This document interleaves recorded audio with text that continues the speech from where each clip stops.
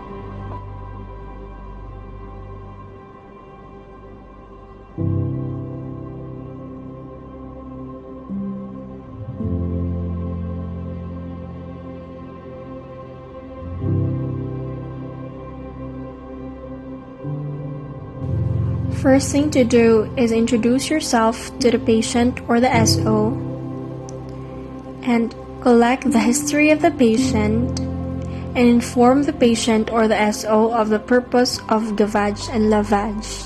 Kuan ma'am, nagpalit naman ni milk tea niya. Siya man inom sa milk tea niya. After niya kung inom ang milk tea kay, nag-start na pag kuha niya tiyan, nagsakit na bitaw niya, sige na siya sukal niya. Moto ang gidala na ako siya dito sa hospital kay. Di naman siya hapit kalakaw kay, maluya naman siya, sige siya sukal niya, sakit pa kaya yung tiyan. Okay, so possibly na naka-ingest din siya o toxic substances.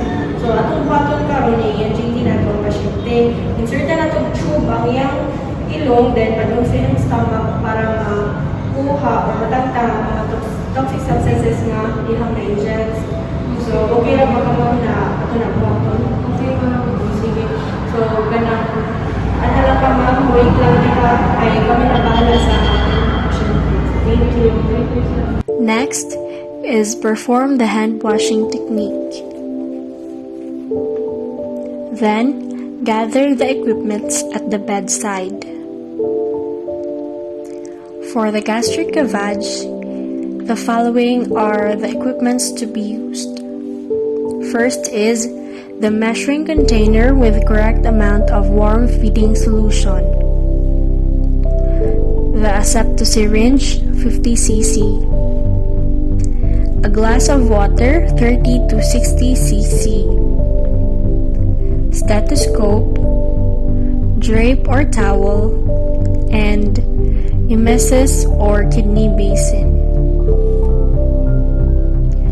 And for the gastric lavage, clean gloves, a septo syringe with a rubber bulb, normal saline, measuring container, measuring cup, stethoscope, emesis or kidney basin, and drape or towel.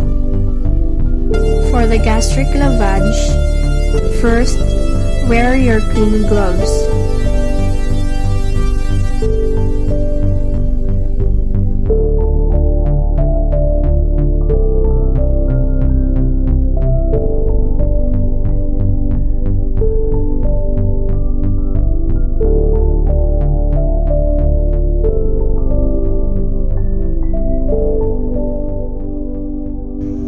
kidney basin at hand in case the patient vomits.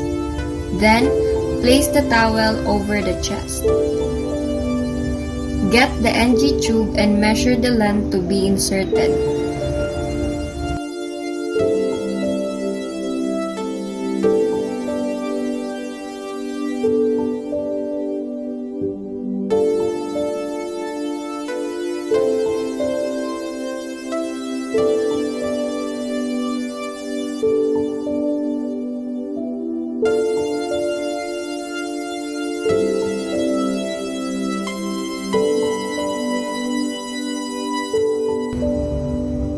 Lubricate the NG tube for insertion. Give the patient a glass of water with straw if fluids is not contraindicated. Instruct the patient to keep on swallowing as you insert the NG tube.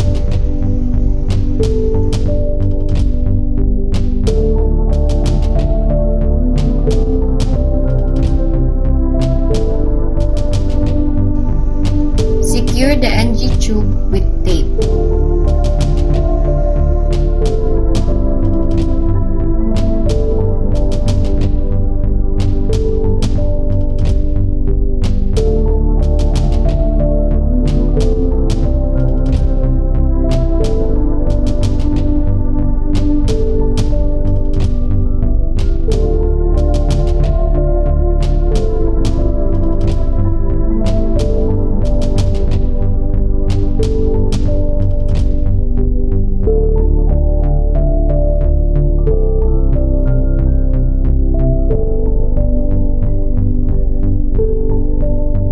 Pinch or clamp the tubing. Open the free end of the tube. Attach the end of the asepto or bulb syringe to the NGT tube. Determine the patency of placement of the NGT by gently introducing a little air into the tube using the bulb or asepto syringe and auscultate for gargling sounds with the stethoscope on the epigastric area. Then, pinch the proximal end of the tube and instill about 50 ml of normal saline solution. Then, pinch the proximal end of the tube with the barrel empty.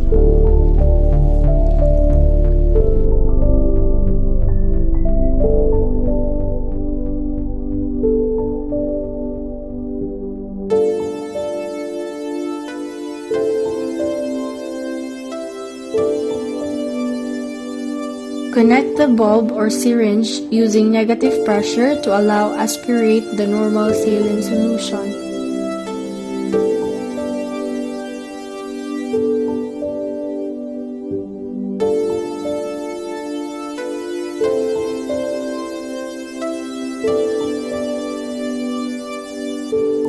Pinch the tube and remove the asepto syringe from the tip of the tube. Then, discard aspirated content in the kidney basin. Check to see the amount draped equals or appropriate amount instead.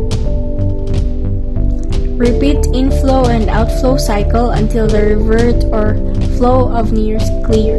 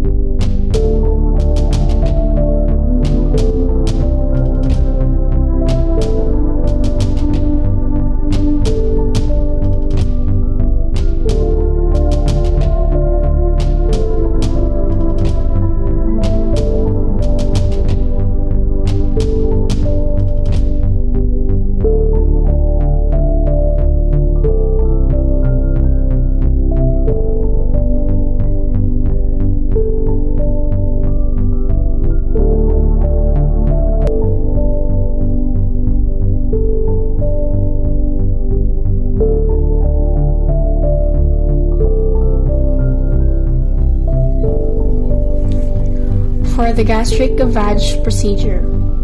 Pinch the proximal end of the feeding tube and fill the syringe barrel.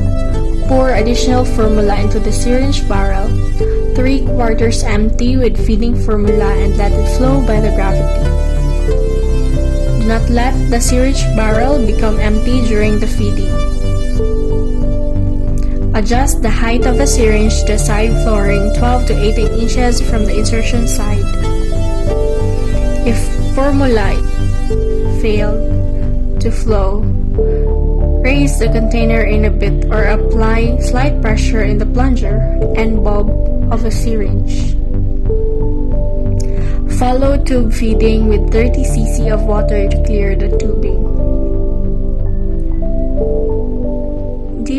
Pulverized medicine dissolved in little amount of water separate and individually through the tube before, during, or after the formula feeding, depending on the drug indication. Follow with few cc of water to clear the tubing. Do not mix pulverized medicines with feeding solution.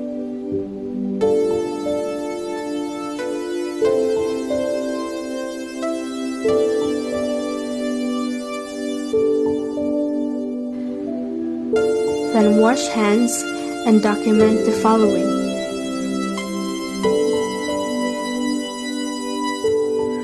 The type, the color, and consistency of the drained gastric contents, intake and output, the patient's tolerance or response to the procedure.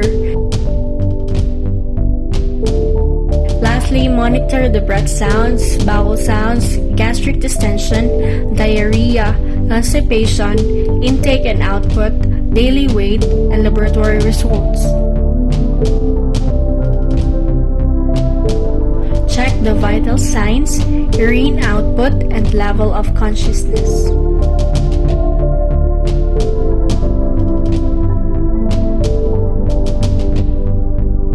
To remove the NG tube, first is to drape the patient.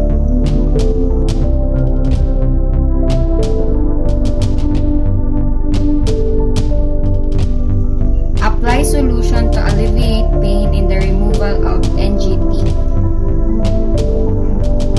Untape the tube from the patient's nose.